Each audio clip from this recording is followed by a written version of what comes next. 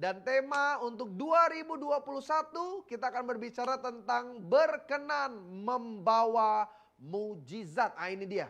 Jadi ini yang Tuhan taruh dalam visi misi kepada gembala jemaat kita untuk tahun 2021. Karena itu tema-tema subtema khotbah saya juga bersangkutan dengan tema besar dari GBHMJ, yaitu tentang perkenanan. Kalau saudara ingat, minggu lalu saya sudah sampaikan dalam 2 sesi tentang perkenanan, berkat perkenanan, dan tadi pagi saya bahas tentang menjaga perkenanan. Tapi untuk tema yang sesi kedua ini saya akan bahas tentang api mesbah. Karena sebelumnya di sesi yang paling pagi tadi saya sudah bahas bahwa salah satu yang membuat Tuhan tetap bertahan, kehadiran Tuhan tetap ada dalam bait suci atau kemah suci atau tabernakel, yaitu ketika api yang ada di dalam mesbah tembaga atau mesbah korban bakaran itu tidak padam. Jadi memang Tuhan sudah wanti-wanti. Dalam imamat Tuhan bahkan sampaikan sebanyak 3 kali, jangan padam api mesbah. Jangan padam api mesbah. Artinya ini sebuah tugas yang serius. Bahkan dalam pengaturan mesbah korban bakaran itu tidak boleh sembarangan. Harus diatur dengan cara yang tepat, dengan tata aturan yang benar. Nah, perhatikan baik jemaat Tuhan yang terkasih. Pada hari ini, pada sesi ini saya akan mulai dari Roma pasal 12. Roma pasal 12 ayat 11 sampai dengan ayat yang ke-21. Jemaat Tuhan yang tidak bawa Alkitab, saudara bisa lihat langsung di layar sebelah kanan saya. Roma pasal 12 ayat 11 sampai dengan ayat yang ke-21. Inilah firman Tuhan pada sesi yang kedua ini. Perhatikan, janganlah hendaknya kerajinanmu kendor, biarlah rohmu menyala-nyala dan layanilah Tuhan. Amin. Bersukacitalah dalam apa? Pengharapan. Apalagi? Sabarlah dalam kesesakan. Apalagi? Bertekunlah dalam doa. Ayat yang ke-13. Bantulah dalam kekurangan orang-orang kudus dan usahakanlah dirimu untuk selalu memberi tumpangan. Berkatilah siapa yang menganiaya kamu. Berkatilah dan jangan mengutuk. Bersukacitalah dengan orang yang bersukacita dan menangislah dengan orang yang menangis. Hendaklah kamu sehati sepikir dalam hidupmu bersama. Janganlah kamu memikirkan perkara-perkara yang tinggi, tetapi arahkanlah dirimu kepada perkara-perkara yang sederhana. Janganlah menganggap dirimu pandai. Janganlah membalas kejahatan dengan kejahatan. Lakukanlah apa yang baik bagi semua orang. Sedapat-dapatnya, kalau hal itu bergantung padamu, apa kata Alkitab? Hiduplah dalam perdamaian dengan semua orang. Ini yang suka-suka ribut. Kalau orang Batak bilang parbada, ini 2021 hidup damai saudara. Saudara-saudaraku ayat 19 yang kekasih, janganlah kamu sendiri menuntut pembalasan, tetapi berilah tempat kepada murka Allah, sebab ada tertulis, pembalasan itu adalah hakku. Akulah yang akan menuntut pembalasan, firman Tuhan. Tetapi jika seterumu lapar, berilah ia makan. Jika ia haus, berilah dia minum. Dengan berbuat demikian, kamu menumpahkan bara api di atas kepalanya. Ayat 21, sama-sama jemaat Tuhan kita baca apa kata Alkitab? Janganlah kamu kalah terhadap kejahatan. Amin. Tetapi kalahkanlah kejahatan dengan kebaikan. Pada jam 7 pagi saya sudah jelaskan api mesbah itu penting. Makanya ada 2 hal. Yang pertama, jangan kendur dalam melayani Tuhan. Yang kedua, dengan menjaga sukacita. Saudara, 2021 ini kita harus dan sangat harus memiliki sukacita dalam kehidupan kita. Saya sudah jelaskan pada sesi yang jam 7 tadi, sukacita tidak hanya berbicara tentang gembira. Sukacita tidak hanya didefinisikan sebagai tertawa, riang gembira, tidak. Sukacita adalah sebuah kondisi, perasaan yang timbul dari dalam diri kita. Jadi sukacita orang Kristen tidak dipengaruhi dari apa yang luar, tapi apa yang dari dalam. Dan sukacita itu nggak selalu berbicara tentang tertawa. Seperti misalkan saya pelayanan kedukaan. Saya juga harus memberikan kabar sukacita. Tapi kan bukan berarti dalam keadaan kedukaan, lalu saya bilang sama keluarga, mari jemaat Tuhan, tertawalah. Karena Wahyu berkata, adalah kebahagiaan buat orang-orang yang mati dalam Tuhan. Masa kan bukan berarti saya bilang ayo yuk kita senyum yuk kita ketawa yuk. Itu gak sehat. Karena sukacita definisinya tidak sedangkal yang seringkali kita pikirkan. Nah, saya akan masuk ke dalam bagian-bagian berikutnya. Apa sih pentingnya api mesbah itu? Dan apa korelasinya dengan kehidupan kita sebagai orang percaya di masa-masa sekarang ini, saudara. Nah, Alkitab sebenarnya banyak sekali berbicara tentang api. Jadi kalau saudara mau bahas tentang api dalam Alkitab, api itu ada banyak sekali pengertiannya. Ada begitu banyak juga penjelasannya dan juga makna tafsirannya. Karena kalau saudara lihat beberapa ayat juga menggambarkan api sebagai bentuk murka Allah. Jadi kehadiran Tuhan juga bisa disebut bisa digambarkan dalam bentuk api. Kalau saudara ingat waktu hari Pentakosta ya kan ada lidah-lidah api. Jadi memang api itu banyak sekali penjelasannya atau tafsirannya. Ada juga api itu digambarkan sebagai sebuah proses. Coba kita lihat referensi ayatnya. Kalau saudara bisa lihat sama-sama dalam Mazmur 66 ayat yang ke-10. Mazmur 66 ayat yang ke-10 dikatakan gini. Sebab engkau telah menguji kami ya Allah yang telah memurnikan kami. Seperti orang memurnikan perak. Terjemahan lama mengatakan bukan hanya memurnikan, membakar kami dengan api seperti orang membakar perak untuk proses pemurnian supaya timah-timahnya itu luntur, kotoran-kotoran dalam perak itu hancur. Jadi memang harus dibakar. Jadi Alkitab juga mengatakan api itu sebagai proses pemurnian. Jadi orang Kristen itu seringkali ada istilahnya baptis air, tapi ada juga disebut dengan baptisan api. Baptisan api itu bukan secara harafiah. Jadi saudara, ini kan kalau di belakang saya nih gambar api ya kan. Ini kalau saya dibaptis dengan api seperti ini bukannya hidup sebagai orang Kristen, mati. Jadi api juga berbicara tentang proses pemurnian. Api itu penting saudara. Kalau saudara belajar tentang sejarah masak, api itu ditemukan untuk proses memasak itu 1,9 juta tahun yang lalu atau 1,9 sebelum Masehi. Jadi pada waktu itu sejarahnya ada gembala, ya mereka sudah pelihara binatang tapi mereka belum mengerti proses pemasakan dengan api. Tiba-tiba ada kilat menyambar, lalu beberapa kawanan ternak itu terbakar dan mereka mencium bau wangi. Dan mereka mulai penasaran kok baunya enak gitu. Mereka mulai ambil daging yang terbakar, mereka makan. Nah disitulah awal pertama proses memasak dengan api. Jadi memang peranan api itu penting. Begitu juga dalam hidup saya dan hidup saudara sebagai orang percaya, api harus kita jaga. Di sesi sebelumnya saya sudah jelaskan bahwa api yang kita miliki adalah api di dalam bait suci atau mesbah tembaga. Dan kita hari ini adalah mesbahnya Tuhan. Kita adalah bait sucinya Tuhan. Jadi supaya Tuhan tetap ada dalam hidup saya dan hidup saudara, mari kita jaga api itu. Ada 2 poin yang saya bahas di sesi yang kedua ini. Bagaimana api mesbah itu tetap bertahan dalam kehidupan kita. Yang pertama, perhatikan kembali Roma pasal 12 ayat yang ke-12. Roma pasal 12 ayat yang ke-12 dikatakan gini, bersukacitalah dalam pengharapan. Tadi saya sudah bahas jam 7 tentang bersukacita. Bersabarlah dalam kesesakan dan bertekunlah dalam doa. Yang kedua yang saya mau katakan adalah tentang doa. Dia hanya sejauh doa. Atau ada istilah dalam kekristenan, Tuhan hanya sejauh doa atau doa adalah nafas orang percaya. Kenapa hal ini harus diperkatakan? Sederhana, supaya hidup saya dan hidup saudara harus terikat dengan doa di dalamnya. Saya sudah katakan, saya sempat sharing dengan beberapa rekan-rekan pelayan Tuhan. Jadi salah satu persoalan yang terjadi akibat pandemi adalah tidak sedikit orang Kristen sekarang itu malas untuk berdoa, ya kan? Dulu kita banyak kegiatan doa, ada doa malam, ada doa puasa, ada doa syafaat dan lain sebagainya. Tapi sejak hilangnya ibadah-ibadah pertemuan secara langsung, maka kegiatan-kegiatan doa juga dengan otomatis mulai berkurang. Dan dampaknya adalah tidak sedikit kita mulai malas doa, tidak seperti yang sebelum-sebelumnya. Padahal doa itu sesuatu yang penting, saudara. Doa itu adalah hal yang paling sederhana yang bisa kita lakukan dalam keimanan kita.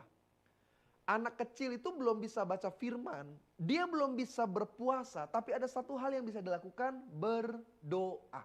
Dan doa itu bukan hal yang sukar untuk diterapkan, tapi kenyataannya seringkali doa adalah beban, saudara.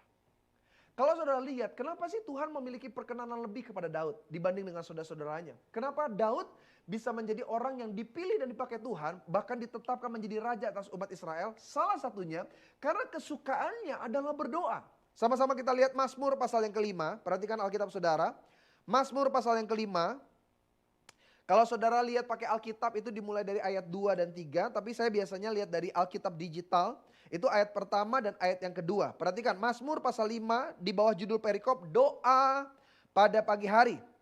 Untuk pemimpin biduan dengan permainan seruling, Mazmur Daud. Perhatikan, berilah telinga kepada perkataanku ya Tuhan, indahkanlah keluh kesahku. Ayat yang ketiga atau ayat yang kedua, perhatikanlah teriakku minta tolong, ya Rajaku dan Allahku, sebab kepadamulah aku berdoa. Daud itu dari sejak masa mudanya, kesukaannya adalah berdoa. Dan ini yang menjaga api dalam diri Daud. Sehingga Tuhan tetap berkenan dalam kehidupannya. Gimana lah kita mau menyelesaikan 2021 saudara. Kalau kita nggak menjaga api Tuhan dengan doa. Ada banyak kita doa tuh cuma waktu kepepet. Waktu perlu, waktu butuh. Tapi dalam keseharian kita seringkali lupa. Kenapa? Persoalannya karena kita menganggap doa adalah beban. Makanya pernah perhatiin nggak kalau anak kecil disuruh gitu. Ayo doa yuk. Ayo doa yuk. Kan? Karena yang dia lakukan, dia melakukannya sebagai beban. Bukan dengan kesukaan. Saya ambil contoh sederhana. Apapun yang dilakukan itu dengan dasar kesukaan, pasti lebih nikmat daripada melakukannya dengan beban.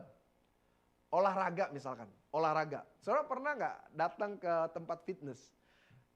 Orang yang fitness itu ada yang datang dengan kesukaan dan ada yang datang dengan beban. Kalau yang datang dengan kesukaan, ya kan, kayaknya makin capek, bahkan makin berat bebannya, makin nikmat dia. Pernah lihat itu, ya kan?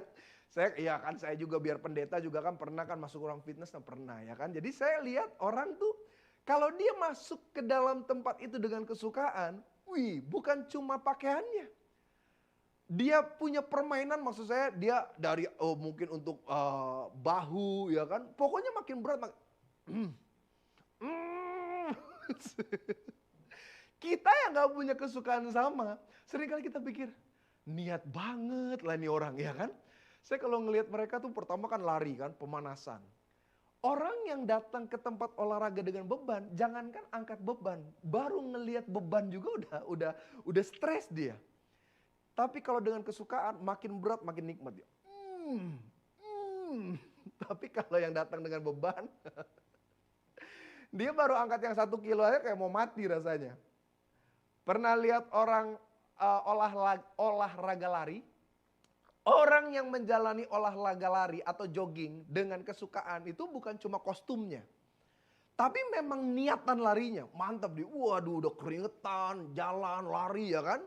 Tapi coba yang olahraga jogging cuma dengan beban, yang keren cuma bajunya aja. Nanti sepanjang jalan mah cuma liatin handphone, ya kan? Kelihatannya olahraga. Dan dia biasanya cuma hari pertama, hari kedua, hari ketiga ada begitu banyak alasan untuk dia nggak jogging lagi. Kenapa? Beban. Pokoknya apapun yang dilakukan dengan beban, itu nggak nikmat saudara. Sama kayak belajar ya kan. Saya itu kalau udah matematika, itu udah beban. Itu persoalan, dalam hidup saya itu udah persoalan. Tapi beda dengan anak saya. Michael itu kalau dia belum tentu bisa matematika, tapi dia seneng. Jadi kalau saya suka kasih tugas atau mamanya yang paling banyak kasih tugas, dia ngerjainnya dengan sukacita. Tapi kalau saya waktu kecil itu, memang musuh dalam hidup saya itu cuma 2. Setan dan matematika, itu aja. Saya kalau udah lihat matematika tuh, saya lebih baik suruh khotbah lah ya kan. Daripada suruh ngitung matematika. Tapi memang mungkin jalan hidup saya seperti itu. Makanya waktu saya lulus SMA kan saya kan nggak masuk sekolah lain ya kan, saya langsung masuk sekolah teologi. Karena dalam ilmu teologi, satu-satunya perhitungan matematika hanya soal perpuluhan, itu aja. Asal saya ngerti perpuluhan, lulus. Kan? Nggak ada itu kalkulus lah, akar pangkat berapa, nggak ada. Jadi kalau saya belajar matematika atau ada tugas matematika, stres saya. Kenapa? Karena saya ngelihat dengan beban. Tapi ada orang yang kalau lihat matematika enjoy dia, nikmati. Seperti itulah doa saudara. Coba deh hari ini coba sama-sama melalui live streaming ini coba sama-sama introspeksi. Waktu kita doa dengan semangat atau kita doa dengan beban? Daud berkata, aku menunggu-nunggu. Di ayat berikutnya dalam Mazmur tadi, aku menunggu-nunggu untuk bisa berbincang-bincang dengan Tuhan. Makanya Daud mungkin dia kalau doa, dia pasti menikmati itu bisa, bukan, gak usah bicara jam. Kita seringkali menit aja kita hitung. Ada orang kalau berdoa gitu kan, Tuhan, Engkau baik Tuhan. Udah berapa lama nih? Terima kasih Yesus. Kayaknya lama sekali. Kenapa? Jalaninya dengan beban. Sama-sama kita belajar saudara. Karena memang dalam hidup ini ada hal-hal yang gak bisa kita selesaikan dengan kepintaran kita. Ada hal-hal yang gak bisa kita selesaikan dengan kemampuan kita, koneksi kita atau dengan keuangan kita. Tapi mungkin dengan doa. Doa mendatangkan mujizat Tuhan. Coba lihat Matius. Matius pasal yang ke-21 ayat yang ke-22. Perhatikan baik. Kenapa kita harus menyingkirkan beban dari doa kita? Kenapa doa harus menjadi bagian yang membuat api Tuhan tetap menyala dalam hidup kita? Sederhana, Matius pasal 21 ayat yang ke-22. Perhatikan inilah firman Tuhan. Dan apa saja yang kamu minta, Tuhan Yesus sendiri yang berkata. Dan apa saja yang kamu minta dalam doa dengan penuh kepercayaan. Yesus katakan, kamu mungkin akan menerimanya. Oh, bukan. Apa? Apa saja yang kamu minta dalam doa dengan penuh kepercayaan, bisa jadi kamu menerimanya. No, Alkitab nggak bilang bisa jadi, Alkitab nggak bilang mungkin kamu akan dapat. Alkitab katakan kamu akan menerimanya. Dan ini penting untuk kita menjalani tahun yang baru ini. Karena seperti yang saudara lihat di berita, ramalan-ramalan, kan orang udah mulai heboh nih. Itu kayaknya bener tuh ramalannya. Coba deh, itu yang dia ramalkan A, B, C, mulai terjadi loh. Dan orang mulai taruh perhatian lebih. Orang mulai taruh, jangan-jangan apa yang dia sebutkan nanti benar. Orang mulai ngedengerin. Dan ini berbahaya. Kalau engkau gak punya dasar iman yang kuat, kita mulai lebih dengar apa kata orang daripada apa kata Tuhan. Pak, Bu, saya mau katakan dengan baik, orang boleh ngomong apapun kok. Orang bahkan boleh ngutuk hidup saya atau hidup saudara. Orang boleh bilang bakal gagal lu tahun ini. Gak mungkin lu punya keturunan, gak bakal nikah lu. Lu kalau orang kayak gini gak bakal sukses, gak apa-apa. Orang mau ramal apapun, orang ngelihat tangan kita dan bilang nih kayak gini umurnya pendek nih, biarin aja. Tapi selama engkau menjaga doamu kepada Allah, hal-hal yang ajaib akan tetap dinyatakan dalam kehidupan kita sebagai orang percaya. Itu yang luar biasa. Bu, ada kalanya dalam rumah tangga, kita gak bisa nih ngomong sama suami nih. Setiap ngomong konflik, setiap ngomong bertengkar. Tapi mungkin dengan doa, ketika engkau tetap menyebut nama suamimu dalam doa-doamu, ada pemulihan terjadi di dalamnya. Ada kalanya kita lihat anak kita pikir ada masa depan gak sih anak saya?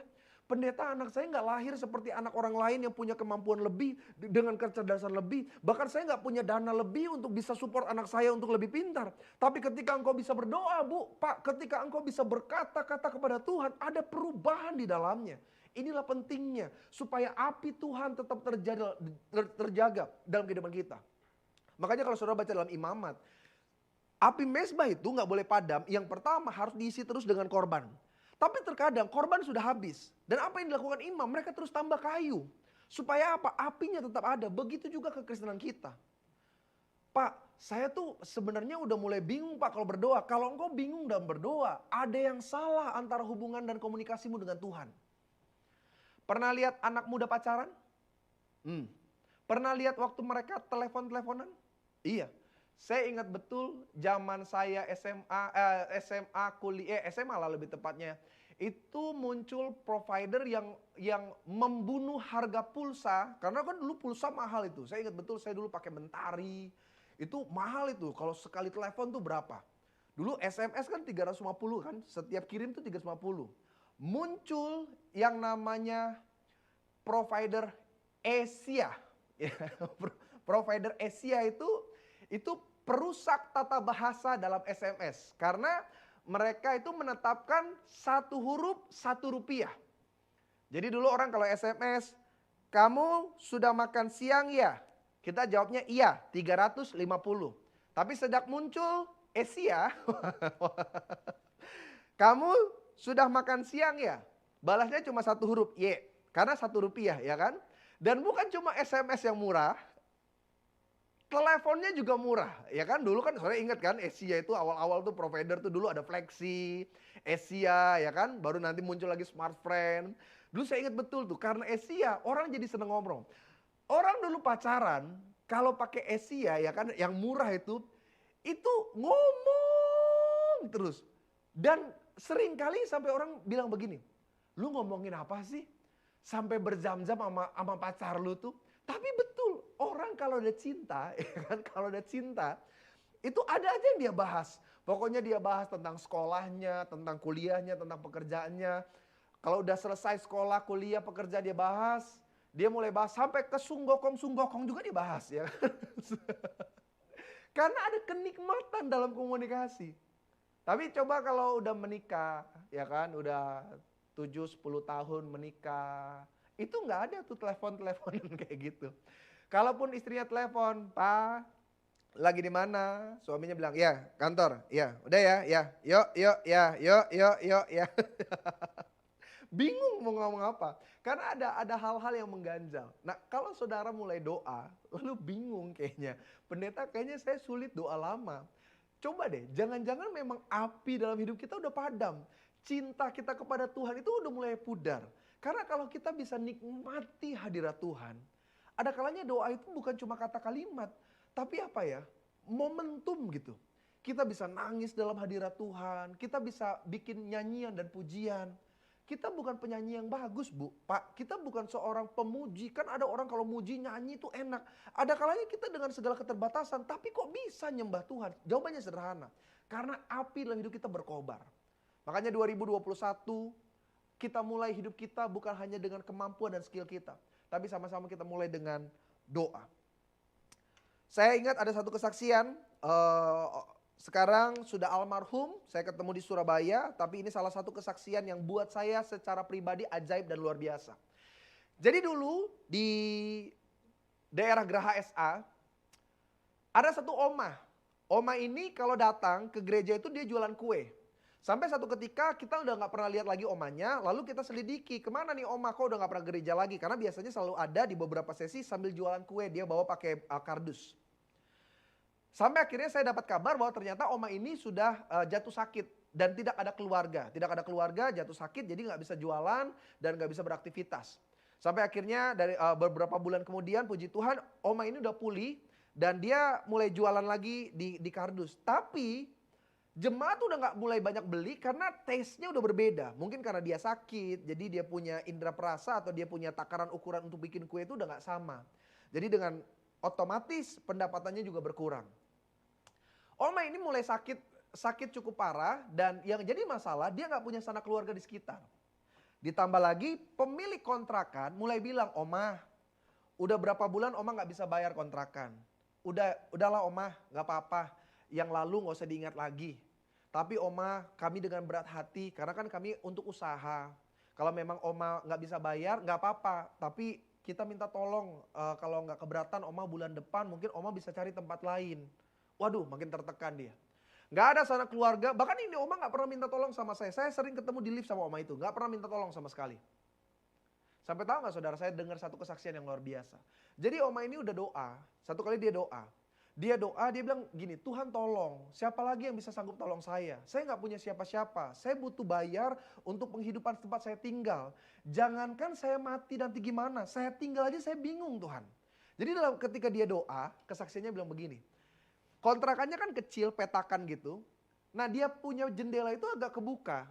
Jadi entah gimana katanya angin berhembus masuk, lalu bawa kotoran, plastik gitu, kresek warna hitam.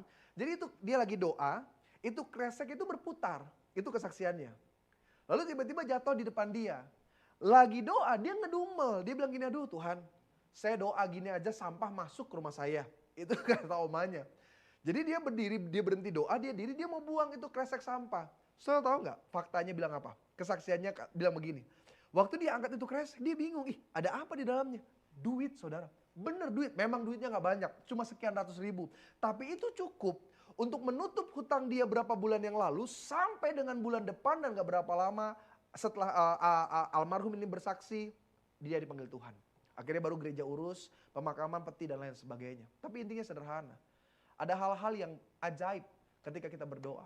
Saya nggak tahu bisnis saudara di tahun ini seperti apa. Saya nggak tahu peruntungan, karir, dagangan saudara, apapun yang kau kerjakan. Tapi saya percaya, selama engkau berdoa, selama api Tuhan itu tetap menyala, disitulah perkenanan Tuhan datang. Dan perkenanan Tuhan membawa mujizat. Dan itu menjadi tema kita di GBI HMJ 2021. Berkenan membawa mujizat. Yang ketiga, yang terakhir, apa yang membuat api Tuhan, mezbah ini tetap menyala? Seperti yang terjadi di perjanjian lama. Perhatikan Alkitab saudara. Saya catat di sini Roma 12 ayat yang ke-12. Saya kembali baca, jemaat Tuhan yang bisa baca di layar yang ada di sebelah kanan saya. Roma 12 ayat yang ke-12 katakan begini. Bersukacitalah dalam pengharapan, itu sudah saya sampaikan jam 7 pagi tadi. Lalu sabarlah dalam kesesakan. Yang kedua, yang ketiga, bagaimana kita tetap menjaga api mezbah Tuhan ketika kita tetap sabar dalam setiap kesesakan. Sabar itu penting saudara. Untuk 2021 ini, saudara tahu nggak tingkat stres masyarakat di jalanan itu meningkat. Makanya nggak heran orang sekarang ribut ya, seradak serudu. Kan kita ini bikin live streaming ini di Cibubur. Bulan kemarin Desember itu ada satu video viral di jalanan alternatif Cibubur itu. Saya nggak ngerti awalnya apa. Tapi akhirnya mobil sama mobil saling adu-aduan. Itu sampai depan pintu tol baru Jatikarya itu tabrak-tabrakan siang hari saudara. Saya bahkan pernah ngelihat dengan mata kepala sendiri di jalanan umum. Saya nggak ngerti, jalanan lega.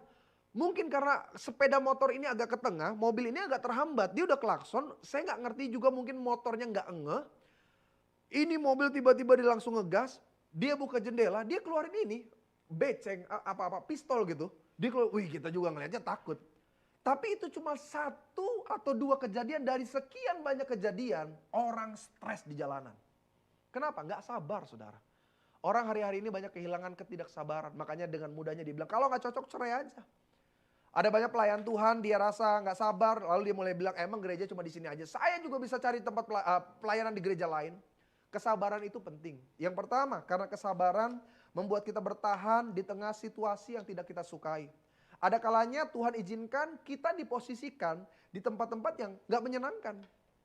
Tempat yang gak menyenangkan menurut saudara di mana?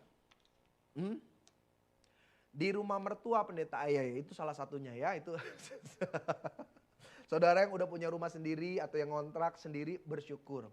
Karena ada mereka harus tetap standby di rumah mertuanya. Dan itu hidup tidak, mati juga enggak itu ya kan. Tapi itu kan keadaan yang Tuhan izinkan kita hadapi. Dengan cara apa? Seringkali hanya dengan sabar. Ada kalanya kita diposisikan di kantor dengan bos yang tidak menyenangkan, teman kerja yang gak enakin. Ada kalanya bahkan pasangan kita sendiri di rumah. Wah itu kayaknya bikin kita tertekan. Ada pasangan-pasangan yang bilang, aduh pendeta, suami saya mah duri dalam daging pendeta. Ah itu. Tapi bagaimana cara kita menghadapinya? Apakah dengan pisah? Tidak, sabar. Ada kalanya kita dihadapkan dengan anak ya. Udah tua, gak kerja-kerja lagi, tidur-tiduran terus di rumah. Jadi ada jemaat 3 hari lalu, dia WA pendeta. Anak saya ini, dia di PHK. Saya gemesnya dia tiap hari tidur-tiduran pendeta, saya mesti gimana? Ya saya mau ngomong apa? Sabar bu, ya sabar. Sambil berdoa supaya Tuhan kasih pekerjaan yang super sibuk sama anak saudara. Yang lebih bingung lagi, kalau udah nikah, gak punya pekerjaan, tinggal di rumah. Waduh, makannya banyak lagi. Tapi memang ada kalanya beberapa persoalan kita hanya bisa hadapi dengan kesabaran, saudara.